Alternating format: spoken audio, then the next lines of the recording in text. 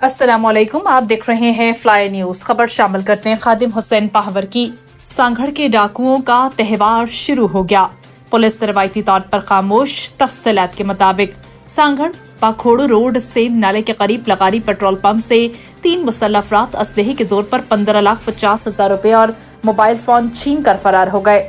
Abdul Haq लगारी bank में रकम जमा करवाने के लिए पेट्रोल पंप से निकला तो रास्ते में नकब लगाए बैठे मुसल्लह अफराद ने अब्दुल हक लगारी को असलहे के जोर पर घेर लिया और इससे 15,50,000 और मोबाइल फोन लेकर फरार हो गए। जबकि इस मकाम पर रोजाना पुलिस तैनात होती है, मगर आज कोई भी एहलकार मौजूद न था। पुलिस को इत्तला दी, मगर ताहाल कोई कार्रवाई अमल में नहीं आई।